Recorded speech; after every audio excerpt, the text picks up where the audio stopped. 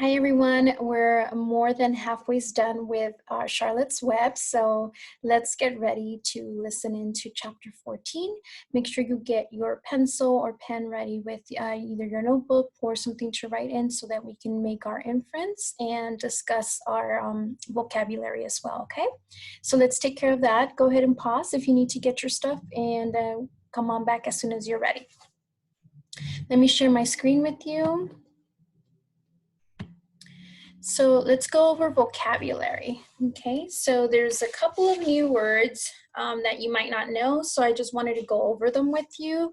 The very first word you see here is fibs. Fibs are unimportant lies. So in the chapter, you're gonna hear the word fib, someone that's fibbing or telling a little fib. So it's like telling a lie, but it's not like a lie that would hurt or harm anyone, okay? Well, a lot of people call them like white lies as well. So a fib is an unimportant lie. Sagging is our next word. Sagging in the story, you'll hear that the web or something is sagging. I just gave you the picture of a web sagging. So it's something that's kind of like hanging, right? Something that's sagging. Vaguely, uncertain, and unclear. I think we've heard that word before in the other chapters. So when you are unclear or when someone is being very vague, that means it's going to leave you kind of thinking about it, right? Like, what? I'm not sure. So it's when it's something that is shared or something that is unclear.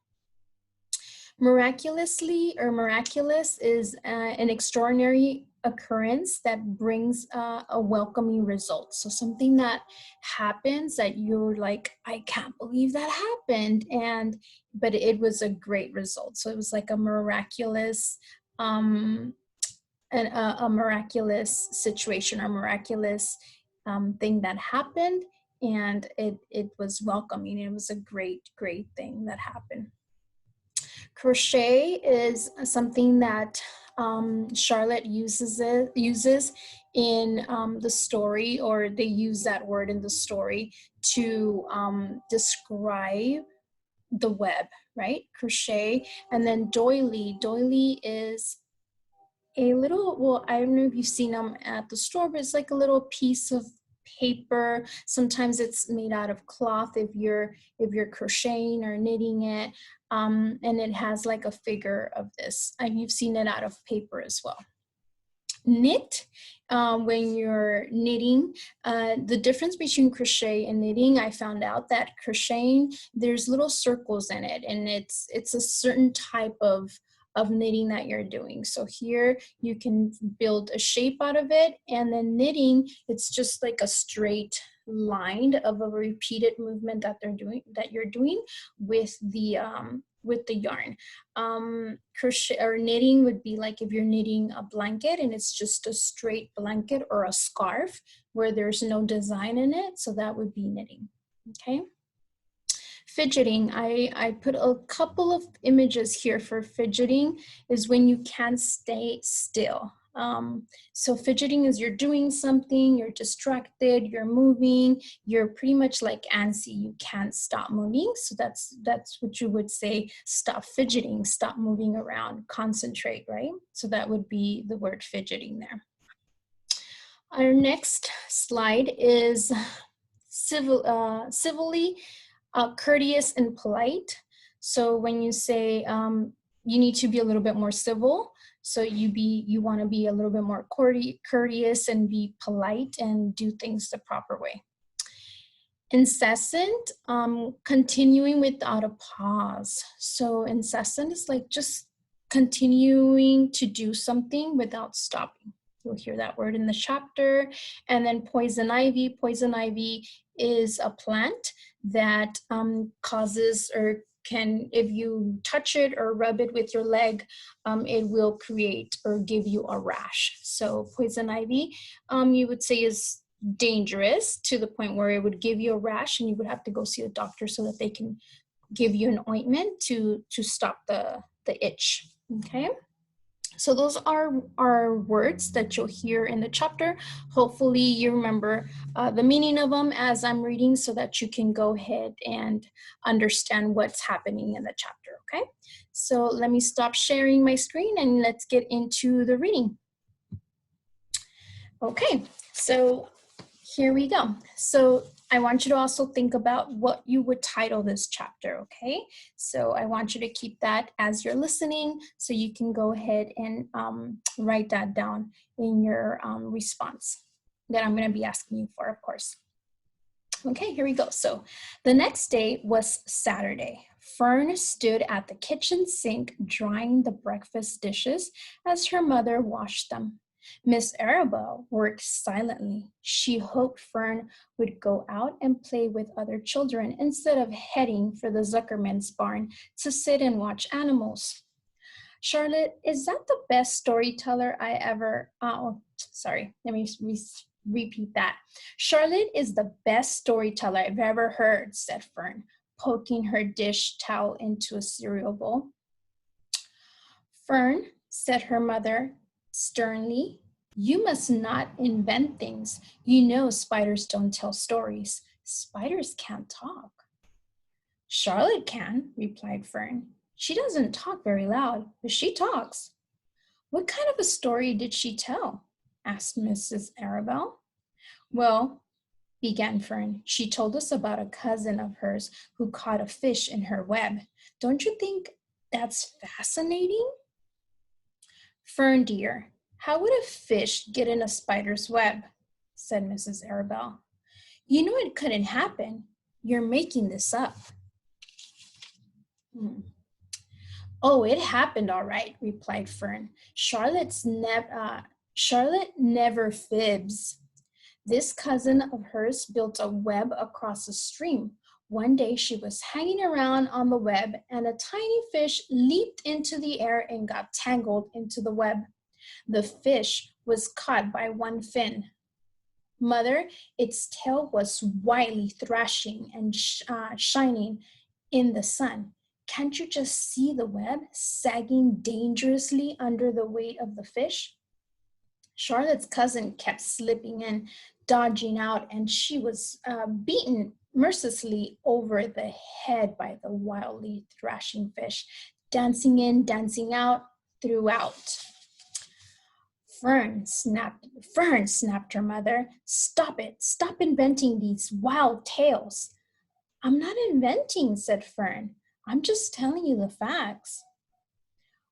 What finally happened? Asked her mother, whose curiosity began to get the better of her. Charlotte's cousin won. She wrapped the fish up, then she ate him when she got good and ready. Spiders have to eat, the same as the rest of us. Yes, I suppose they do, said Mrs. Arabelle, vaguely. Charlotte has another cousin who is a balloonist. She stands on her head, lets out a lot of line, and is carried aloft on the wind. Mother, wouldn't you simply love to do that? Yes, I would, come to think of it, replied Miss Arabelle. But Fern, darling, I wish you would play out doors today instead of going to Uncle Homer's barn. Find some of your playmates and do something nice outdoors. You're spending too much time in that barn. It isn't good for you to be alone so much. Alone? Said Fern. Alone? My best friends are in the barn cellar. It is a very sociable place, not at all lonely. Fern disappeared after a while, walking down the road towards Zuckerman's. Her mother dusted the sitting room, and as she worked, she kept thinking about Fern.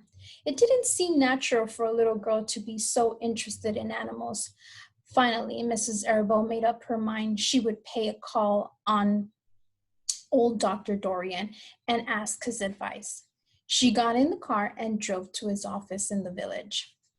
Dr. Dorian had a thick beard. He was glad to see Mrs. Arabelle and gave her a comfortable chair. It's about Fern, she explained. Fern spends entirely too much time in the Zuckerman's barn. It doesn't seem normal. She sits on a milk stool in a corner of the barn cellar near the pig pen and watches animals hour after hour. She just sits and listens. Dr. Dorian leaned back and closed his eyes. How enchanting, he said. It must be real nice and quite quiet down there. Homer has some sheep, hasn't he?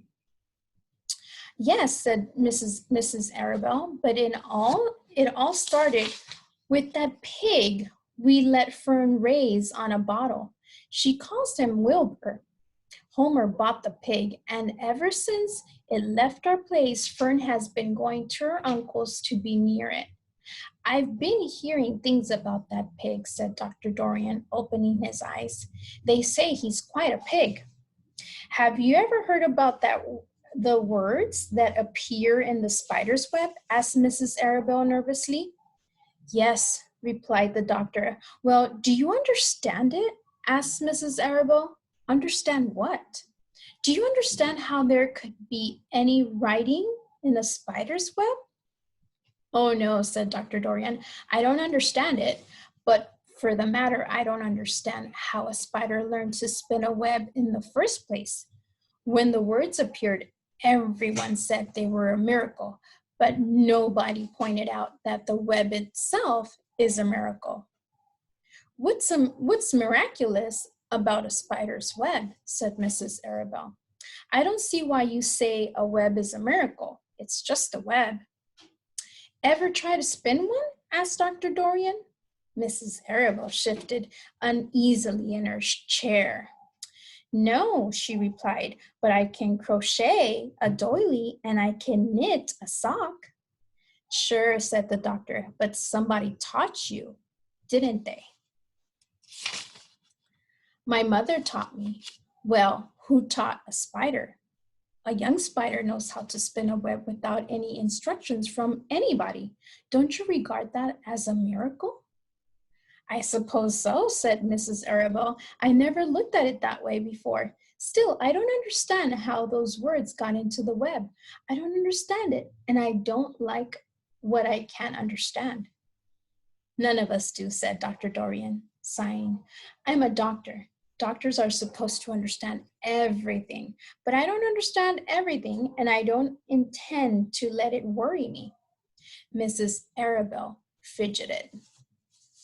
Fern says the animals talk to each other. Dr. Dorian, do you believe animals talk? I never heard one say anything, he replied, but that proves nothing. It is quite possible that an animal has spoken civilly to me and that I didn't catch the remarks because I wasn't paying attention. Children pay better attention than grown-ups. If Fern says that the animal in Zuckerman's barn talk, I'm quite ready to believe her. Perhaps if people talk less, animals would talk more. People are incessant talkers. I can't give you my word on that. Well, I feel better about Fern, said Mrs. Arabelle. You don't think I need to worry about her? Does she look well? Asked the doctor. Oh, yes. Appetite is good? Oh, yes, she's always hungry.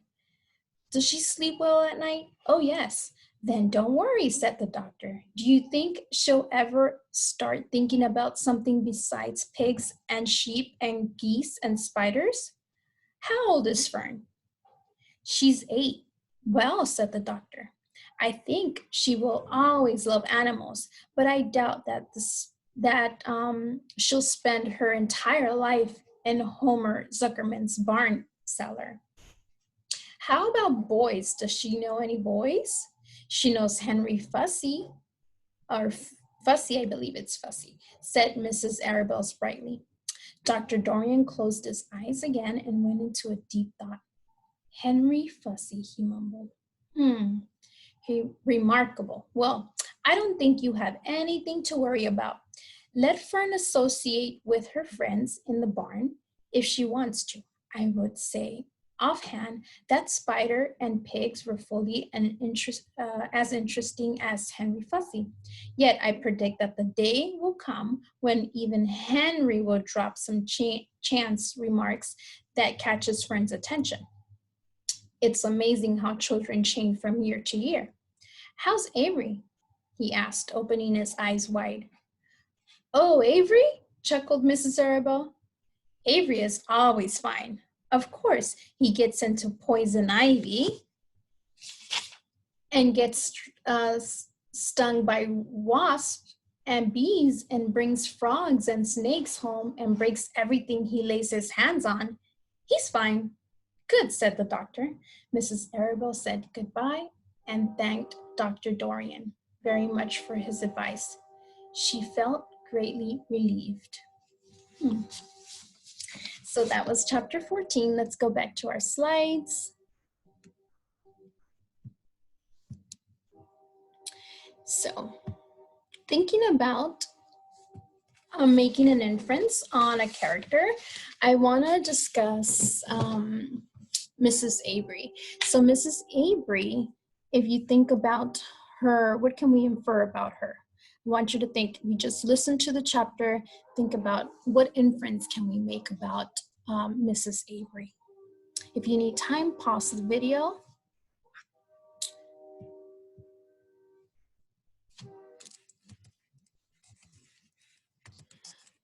One thing we can infer about Mrs. Avery is that she worries a lot, right? We can infer that. You heard it in the other chapters where she was really, really concerned as she shared the news with Fern's father of how she, talks to animals. She thought that was pretty strange, or she hears animals speak, which, you would think that would be strange, right? So she worries a lot. Textual evidence on page, if we go back to the part where she's talking to the doctor, okay, at this page, the doctor mentions, right, that children have a great imagination. So textual evidence on this one would be, and he discusses about how Fern should be possibly growing out of maybe spending all this time in the barn, right? That hopefully from year to year, he says that children change, that maybe other interests will come her way, and then she'll stop visiting the farm like she does daily. So I would say on page 110, page 110, the doctor convinces and explains that Fern will be all right. Other interests will come her way, and she will grow out of wanting to visit the animals on the farm. Okay, so that would be our textual evidence. And what does this make you think? Right? We know the inference. So what does this make you think, or what's the motivations of Mrs. Avery? So I want you to think about that. Pause the video so you can go ahead and jot down what are the motivations of her mom, right? Okay. This makes me think that Mrs. Avery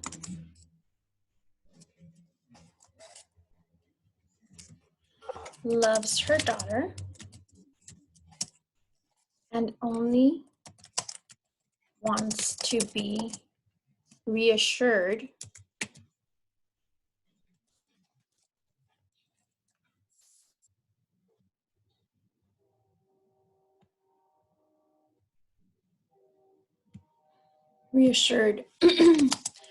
that she is going to be okay. All right. So that's what the motivation of her mom is. So she just wants to make sure that her daughter is going to be okay, right? And after listening to this chapter, what would you title this chapter? What do you think? What title would you give this chapter? I want you to think about that and go ahead and complete your sentence. I would title this chapter because. Okay, make sure you give some evidence and tell me why you would title it this way. I hope you enjoyed this chapter, guys. Like I said, we are more than halfway through the book. We do have an exciting book in line that we are going to be reading after we're done with Charlotte's Web, and hopefully we also get a chance to watch a little bit of the movie if we're able to somehow show it to you guys. We're discussing that and thinking about that. Okay. Thank you guys. I'll see you on the next read aloud. Bye.